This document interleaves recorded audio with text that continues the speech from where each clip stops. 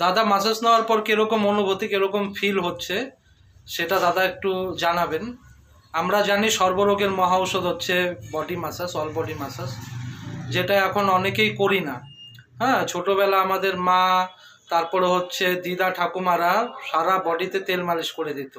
হ্যাঁ, যার কারণে আমাদের শরীর হৃষ্টপুষ্ট হতো, হ্যাঁ না, কোনো ব্যথা হতো না। কিন্তু এখন আমরা দিন যাচ্ছে বড় হচ্ছি, মাসাজ তেল মালিশ থেকে অনেক দূরে চলে যাচ্ছি এবং বিভিন্ন রকম ব্যাধিতে আক্রান্ত হচ্ছে, আর্থ্রাইটিস থেকে শুরু করে প্রেশার, সুগার, বিভিন্ন রকম রোগ। তাই বৈজ্ঞানিক মালিশ এরকম একটা মালিশ যাকে সর্বরোগের মহা ঔষধ বলা হয়। আজকে এই দাদাকে দিলাম, আসাম থেকে এসছে দাদা।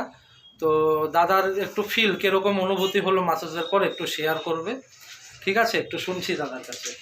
দাদা, শরীরটা খুব রিল্যাক্স লাগছে, কোমরে অল্প ব্যথা আছিল, বর্তমানে রিল্যাক্স লাগছে, ভালো লাগছে। দাদা ভালো করে মাসাজ দিছে। তো দাদার হচ্ছে খুব রিল্যাক্স ফিল হচ্ছে বডিটা, এবং কোমরের ব্যথা, যা ব্যথা ছিল ব্যথা থেকে অনেকটাই নিবৃত্তি পেয়েছে মাসাজের পর। তো আগামী দিন আপনারাও চেষ্টা করবেন যে body massage, full body massage বা বৈজ্ঞানিক মালিশ যাতে নেওয়া যায়, তাহলে দেহের ইমিউনিটি পাওয়ারও বাড়বে এবং বিভিন্ন রোগ প্রতিরোধক ক্ষমতা গড়ে উঠবে। নমস্কার সকলকে।